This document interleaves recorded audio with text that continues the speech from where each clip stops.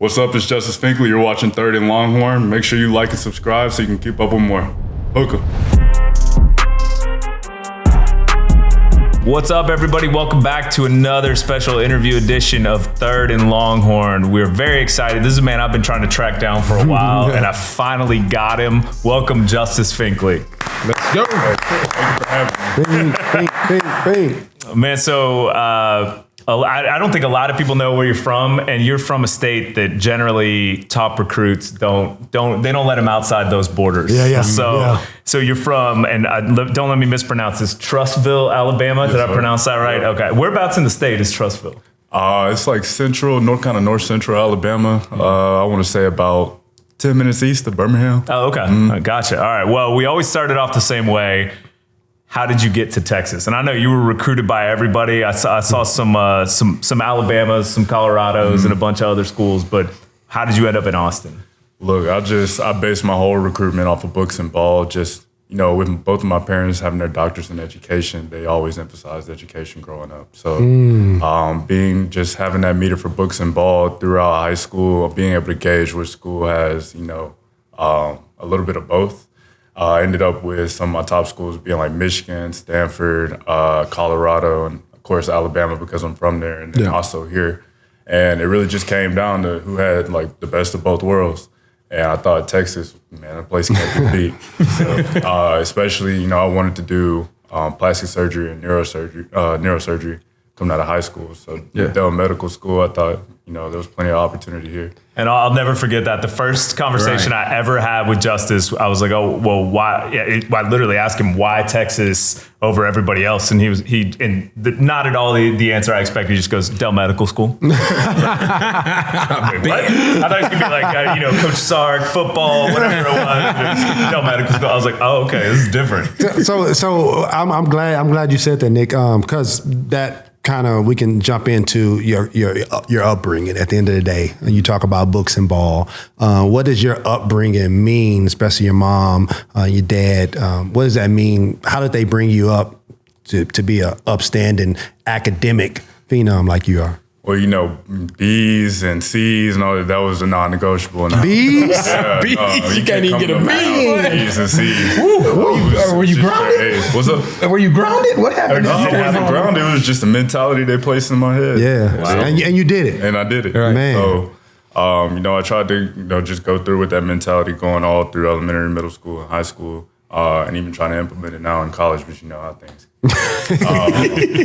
But, my mom especially told me for all the doors that's been shut in your face, you were coming to buy the building. So, any opportunities that's been missed, not passed down onto me in my face, we coming for the whole thing. I like that. Give me a little insight what your course load looks like. All right. So if you plan on going down the doctoral route and practicing, what does the fall semester for Justice Finley, like this past fall, what was your class load like, and how does that relate to being able to manage your time from a student in the athlete world to be able to pair that and still make things go? So being able to balance both of those things, is really hard. Yeah, absolutely. Before this a year ago, this spring semester, I was actually doing public health with a business minor. Nice. And, those two things, right? They don't go well. They don't, right. So I was taking calculus, macroeconomics, chemistry, and this was in the fall. This was last spring. Oh, yeah. Ooh. So I was taking 3 other classes on top of that, and then being able to having to do like those prereqs in the summer and the fall, especially with the time constraints that I have with football, it just didn't make sense. So right now I'm doing human dimensional organizations with a business minor.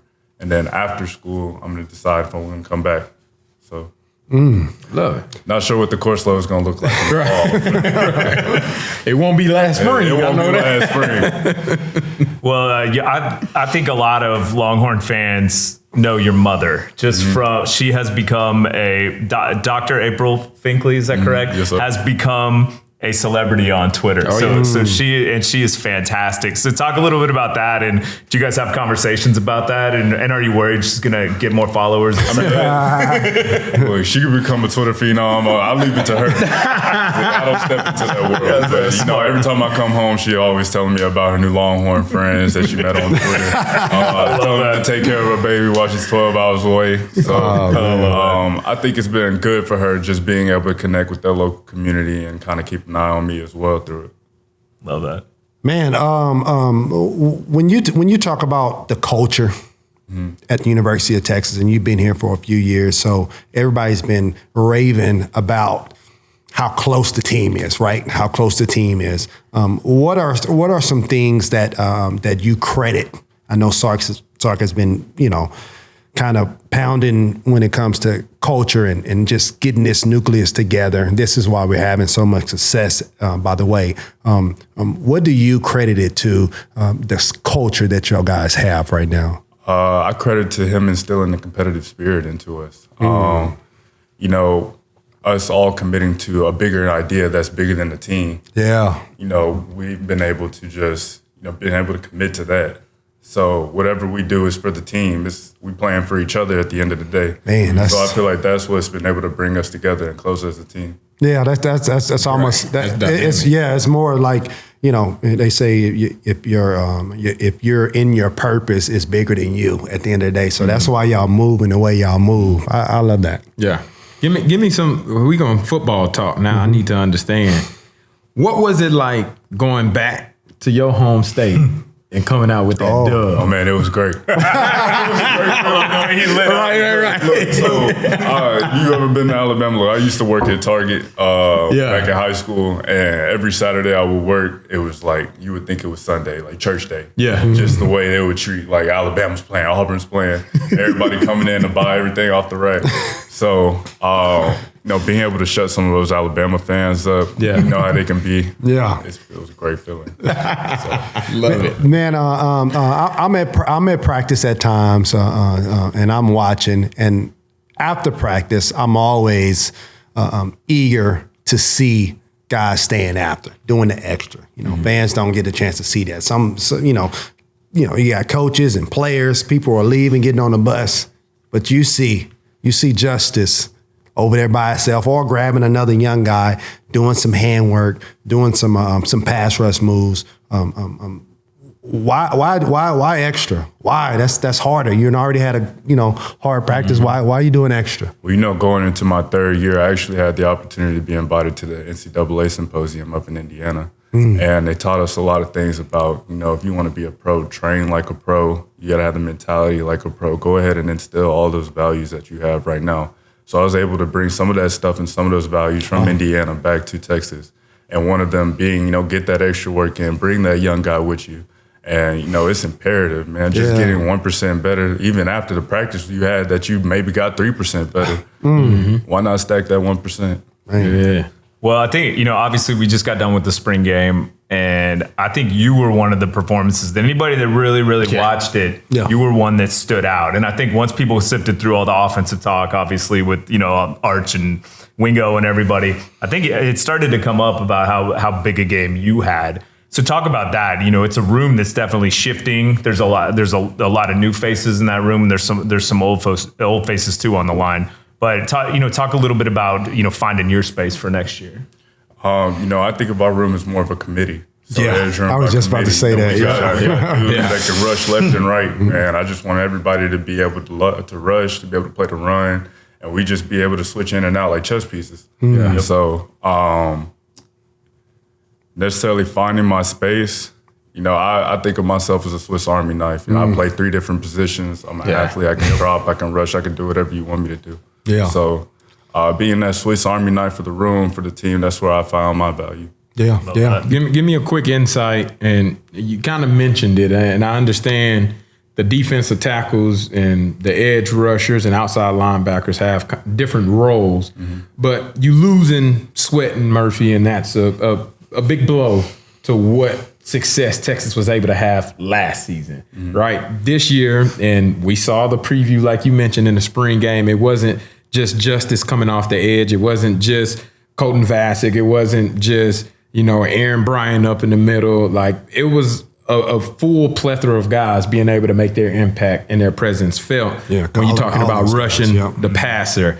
What's been what's been like on your mind of being able to step up maybe in even more of a leadership role and then taking over something that Sweat and Murphy were able to build and leaving a legacy behind for all of the defensive linemen? Playing together as a defensive line, you got to be able to rush. Synchronize rushes. Rushes with the D-line. Everybody's got to be able to play their run fit gaps. Yeah. And I just want to be a leader by example. Whether that's running to the ball every play, whether that's doing my assignment so the other guy can come fit his gap. That's what I want to do, is just lead by example. Because hopefully I bring some more guys with me that say, hey, okay, that's the standard. Let me do that. So I like who was that for you when you first got here? Who took you under their wing? Honestly,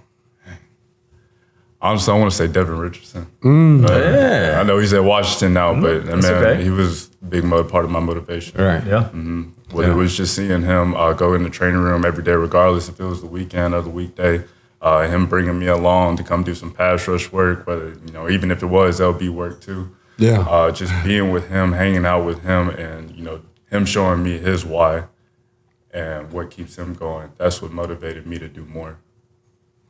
Well, Justice,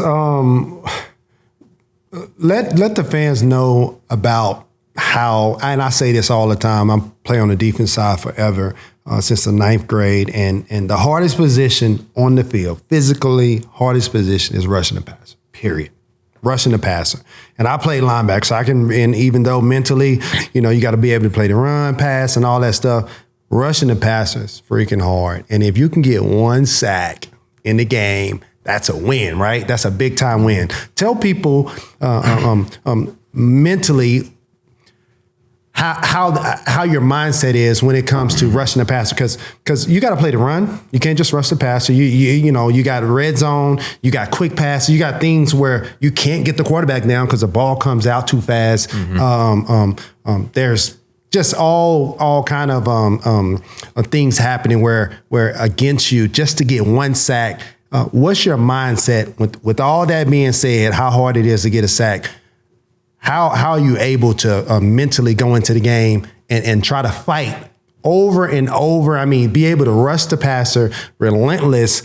You rushing the passer relentless. I remember guys always talking about rushing the passer really hard and the ball comes out. You doing this, like, you have to get one sack. How hard is it? Yeah, it's a plethora of things that go. Yeah, it's a lot. On the distance, the formation actually can play into your rush too. The stance of the tackle. Tackle.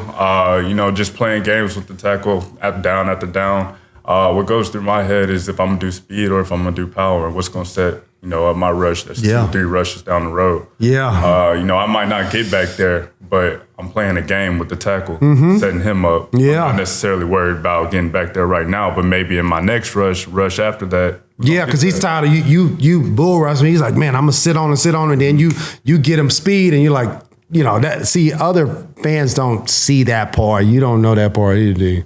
I know about chipping. Yeah, I know. I was just about to say that. I know about throwing that little. So let's flipper, boy. Just so to enlighten the fans, when the running back chips, what do you? Because that's just a help. He's just helping the tackle on when he's rushing or whatnot. What do you do when there's a chipper, a running back trying to chip you? What's your technique on the tackle? Usually, if I'm going bull rushing, I'll probably just hip into him, or I'll probably spin off of it into the inside. But, if we got a 2-eye or something, that guard probably looking for work coming to clean it. You got to be careful about that. So either way, it's going to go. It's a bad thing. Yeah. It's funny you bring that up, because our coaches, as far as running backs, always stressed how much that helped the offensive tackle. It was like, man, anytime you running your route, chip on your way to your work. And we love that because it takes a longer for you to go out. So I'm good. In my mind, as a running back, I'm like, dang, I ain't finna get the ball. So I'm like, I'm sacrificing, but it also works. But then from the mentality of the defender, like you just mentioned, it's like whenever you see a tight end or running back getting ready to chip you, and I know you said you got to kind of play it a different way, but how does that affect how you rush every single time. So like, if you got to be relentless, is there times where you're right? Well, like what games mentally does that play with you? Sometimes you got to play through the back, whether that's, going and attacking the back, coming and inside. Then Then you also got the tackle that's going to overplay the inside just because he knows he has outside help. Right. So it doesn't really, it's kind of tricky to play with. Right. It's a feel. You got to have a feel for it. Yeah. Right. And a good thing, it doesn't happen all the time, right? True. Yeah.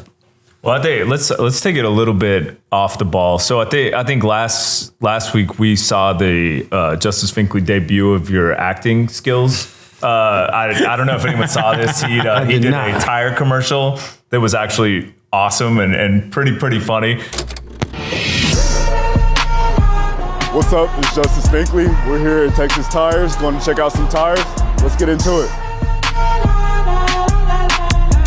Talk a little bit about that and how that all came about, and if there is going to be a future in acting for Mr. Finkley. I actually tried to do some acting stuff a year ago. Still working on it a little bit. Yeah. But right now, that I just pulled up. We were going to shoot a video for some tires that I was going to put on my car, and he was like, "Hey, I found an original video on your Instagram. Thought it was a pretty cool transition idea." So I was like, "Let me see." So he talks about the little slap clip, the bags that we I'm like, okay, so where's he going with this? So he stacks the tires on top of the thing. He's like, so I want you to, it's gonna be like, you hit the bag and then you hit the tire. And so I'm like, all right. He's like, I need you like locked in, just serious, like you actually just going through the drills. It's another day of practice. Okay. It's another day of practice, so I'm just looking at the tire. Welcome to Texas Tires. Nailed it again. We'll throw the clip up there so people can see it. That's awesome, I love it. man. But man, what do you like to do? All joking aside, what do you like to do for fun, or how do you enjoy kind of Austin or your free time?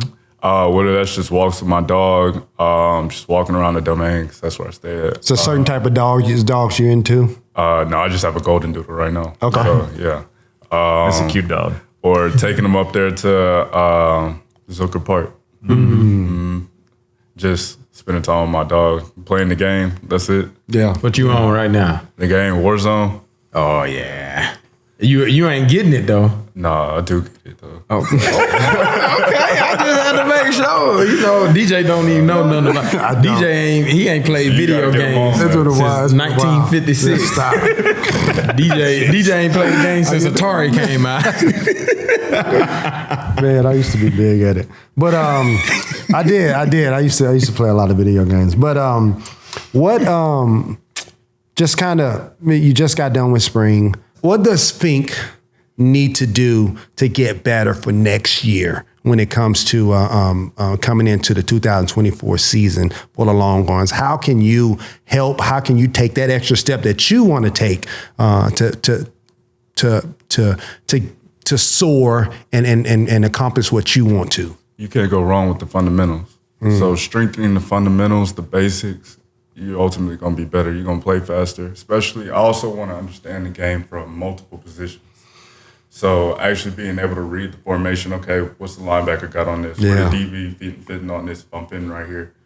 I think that's going to be it's going to help me play faster. Absolutely. Also help to clean up some of my teammates and their decision making too. How do you go about doing that? Is that more like a film study thing? Is that getting the group together and going over film together? Is that having walkthroughs on your own? Like how does one take that next step, even though it involves multiple people? We could just be getting done with a series of team and I'll be like, hey, what you do right here? Or where you fitting right here? Yeah. Or I got your C gap, just make sure you're getting the B gap. Or whether that's grabbing a linebacker or a safety and going to the film room, or maybe going to the O-line and seeing how they protecting or how they coming down on blocks, and just them telling me how they doing it. I'm going to tell them where I'm fitting it, how I'm playing it, what I'm looking at.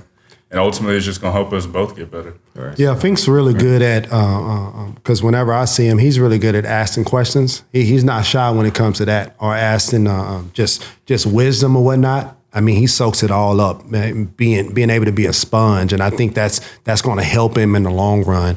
And he's not afraid to work. And you talk about a dog, like that. If you want somebody on the edge, I mean, whoever's in there, I know they have a little rotation, but whoever's in there, you want a dog, that's one of our dogs. Mm-hmm. I can't thank you enough for stopping in, man. We're pumped to have you come through, and we'll have to get you back through again No, I sometime in the appreciate you having season. me. Yes, sir. You're the man. All right, thanks everybody. Hook 'em. Hook 'em.